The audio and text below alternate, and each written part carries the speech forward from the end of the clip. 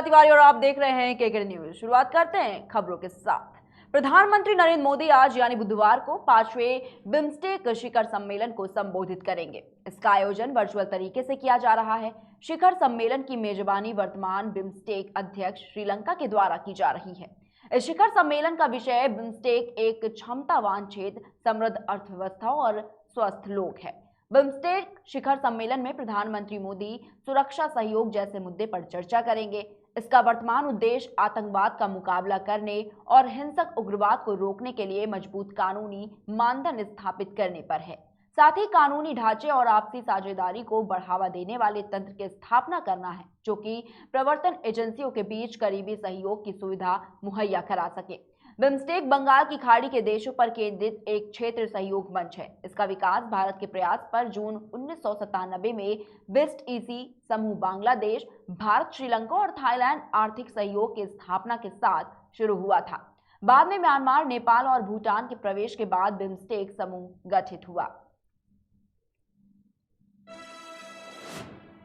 वहीं पश्चिम बंगाल के पांडेश्वर में तृणमूल कांग्रेस विधायक नरेंद्र नाथ चक्रवर्ती का एक वीडियो सामने आया, जिसमें वे भाजपा को वोट न देने की धमकी मतदाताओं को देते नजर आए।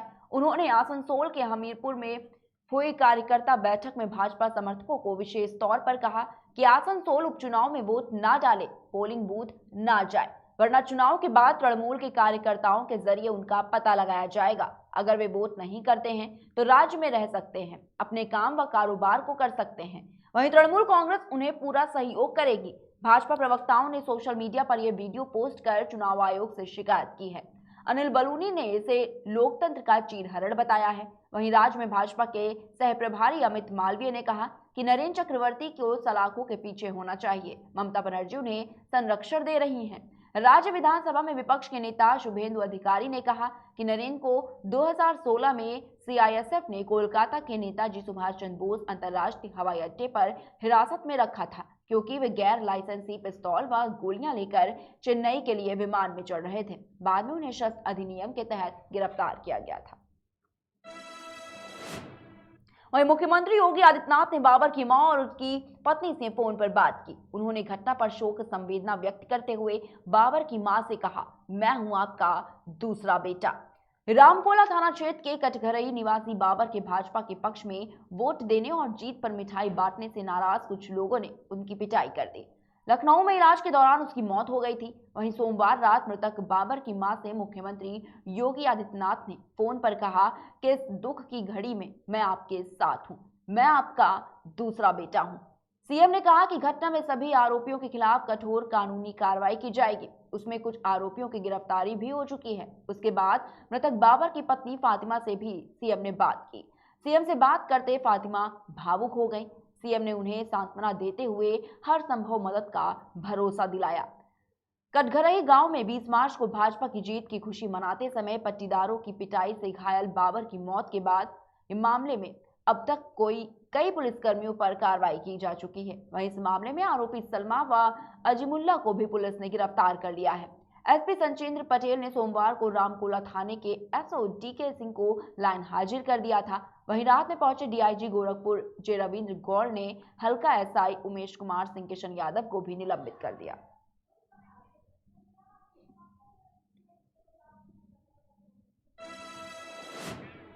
उत्तर प्रदेश के जल शक्ति मंत्रालय को तीसरा राष्ट्रीय जल पुरस्कार मिला है। यह अवार्ड प्रदेश को जल संवर्धन व जल संरक्षण के क्षेत्र में किए गए बेहतर काम के लिए प्रदान किया गया। राज्यों में यूपी पहले स्थान पर, राजस्थान दूसरे स्थान पर और तीसरे नंबर पर तमिलनाडु रहा। राष्ट्रपति रामनाथ कोविंद ने मंगलवार को दिल्ली के विज्ञान भवन में आयोजित समारोह में जल शक्ति मंत्री स्वतंत्र देव सिंह को यह नेशनल वाटर अवार्ड दिया। इस मौके पर प्रमुख सचिव अनिल गर्ग और विभागाध्यक्ष वीके निरंजन भी मौजूद थे। यह अवार्ड राज्य के अलावा जिला व ग्राम पंचायत स्तर समेत विभिन्न श्रेणियों में दिया जाता है। उत्तर प्रदेश की ओर से वर्ष 2021 में इसके लिए आवेदन भी किया गया था। इसके बाद केंद्रीय टीम ने यहां विभिन्न बड़ी बांध परियोजनाओं के साथ ही अन्य कार्यों का मौका मुआयना किया।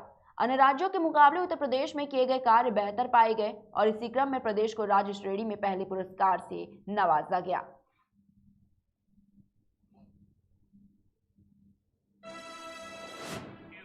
वहीं बच्चों से संबंधित अपराध में पीड़ितों की मदद के लिए प्रदेश भर में बाल मित्र थाने खोले जाएंगे। राज्य बाल अधिकार संरक्षण आयोग की मंगलवार को हुई बैठक में इससे संबंधित प्रस्ताव को हरी झंडी दे दी गई है। प्रस्ताव को अब शासन से मंजूरी के लिए भेजा जाएगा। बाल मित्र थाने प्रदेश के सभी 75 जिलों में खोले जाएंगे। आयोग के अध्यक्ष देवेंद्र शर्मा ने बताया कि बाल मित्र थानों के माध्यम से बच्चों को बेहतर माहौल दिलाने का प्रयास किया जाएगा। इन थानों में पुलिसकर्मी वर्दी में नहीं रहेंगे। जरूरत पर यहां बच्चों की काउंसलिंग की भी व्यवस्था होगी। इन थानों को बच्चों के अनुरूप सुसज्जित कर उनके लिए खिलौने और बाल साहित्य भी रखा जाएगा। बैठक में एक युद्ध नशे के विरुद्ध अभियान चलाने पर भी चर्चा हुई। मेडिकल स्टोर से नशे की दवाएं किशोर ना खरीद सके, इसके लिए दवा की दुकानों पर अनिवार्य रूप से सीसीटीवी कैमरे लगवाने के निर्देश दिए गए। वहीं बैठक में आयोग की एडवाइजरी कमेटी गठित करने और परामर्शदाता की नियुक्ति का प्रस्ताव भी पास किया गया। तय किया गया कि पुलिस को बच्चों के प्रति संवेदनशील बनाने के लिए वर्कशॉप की शुरुआत लखनऊ मंडल से की जाएगी। आयोग बच्चों से जुड़ी शिकायत दर्ज करने के लिए जल्द ही व्हाट्सएप नंबर भी जारी करेगा।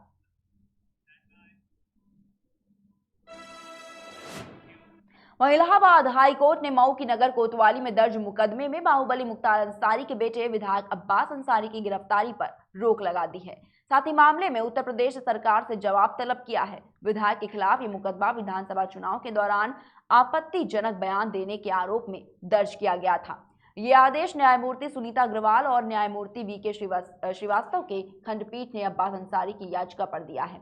याचिका पर अधिवक्ता उपेंद्र उपाध्याय ने बहस की। वहीं याचिका तर्क था कि उस पर आरोप है कि 3 मार्च की चुनावी सभा में उसने सत्ता में आने पर अधिकारियों को सबक सिखाने की धमकी दी थी, जिसकी एफआईआर 4 मार्च को दर्ज कराई गई थी।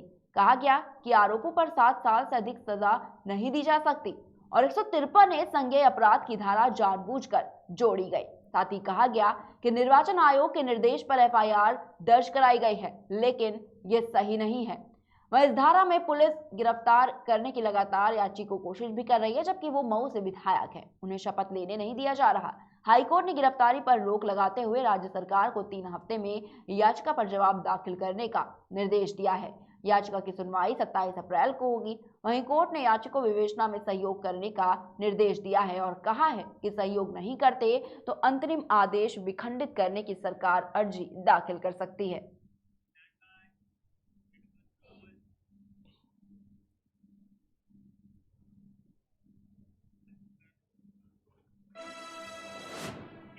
वहीं आज फिर जनता को महंगाई का झटका लगा है। आज 9वें दिन देश में पेट्रोल और डीजल के दामों में 8वीं बार इजाफा देखा गया है। पिछले 9 दिनों में 8 बार पेट्रोल डीजल के दाम बढ़ चुके हैं। लगातार बढ़ती कीमतों की वजह से राजधानी दिल्ली में पेट्रोल के दाम 100 रुपए के पार हो गए। बुधवार यानी कि आज देश में पेट्रोल और डीजल के दामों में 80 पैसे की वृद्धि की गई है। आपको बता दें कि राजधानी दिल्ली में आज पेट्रोल के दाम 80 पैसे की बढ़त के बाद 101 रुपए 1 पैसे प्रति लीटर पर आ गए हैं और डीजल के दाम में 80 पैसे की बढ़त के बाद 92 रुपए 27 पैसे प्रति लीटर पर पहुंच चुके हैं। वहीं देश की आर्थिक राजधानी मुंबई में पेट्रोल के दाम 85 पैसे बढ़कर 115 रुपए 88 पैसे प्रति लीटर पर पहुंच गए हैं, तो वहीं 75 पैसे बढ़कर डीजल के दाम 100 रुपए 10 पैसे प्रति लीटर पर पहुंच चुके हैं। वहीं अंतर्राष्ट्रीय बाजार में कच्चे तेल के दाम में जोरदार उछाल देखा जा रहा है और ब्रेंट क्रूड के दाम $110 प्रति बैरल के ऊपर जा पहुंचे हैं। आज के कच्चे तेल के दाम देखें तो नाइमैक्स क्रूड $1.2 यानी कि 0.98% की तेजी के बाद $105.26 प्रति बैरल पर आ गया है। वहीं ब्रेंट क्रूड $1.13 यानी कि 1.3% की तेजी के बाद $111.36 प्रति बैरल पर आ चुके हैं। भारत पर भी कच्चे तेल के दामों की तेजी का असर देखा जा रहा है और यहां लगातार ईंधन के दामों में बढ़ोतरी होती जा रही है। वहीं देश में लगातार पेट्रोल और डीजल की बढ़ती कीमतों पर विपक्ष सरकार पर हमलावर होते दिख रहे हैं। कांग्रेस ने सरकार पर हमला बोलते हुए कहा कि वसूली और लूट लगातार जारी है। कांग्रेस पार्टी के मुख्य प्रवक्ता रणदीप सुरजेवाला ने ट्वीट करते हुए कहा कि क्या मोदी जी जवाब देंगे। सुरजेवाला ने कहा कि हर रोज महंगाई का गुरिल्ला हमला जारी, कब रुकेगी ये रोज सुबह सुबह की पॉकेटमारी, ये लूटपाट कब बंद होगी, क्या मोदी जी जवाब देंगे। आपको बता दें कि राजधानी दिल्ली में पेट्रोल के दाम 100 रुपए के पार हो गए हैं। बुधवार यानी कि आज देश में पेट्रोल और डीजल के दामों में 80 पैसे की वृद्धि की गई है।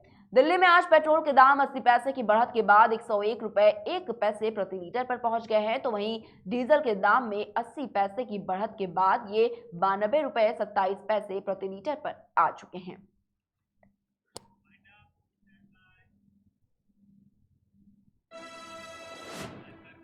फिलहाल के बुलेटिन में इतना ही। बने रहिए केकेडी न्यूज के साथ।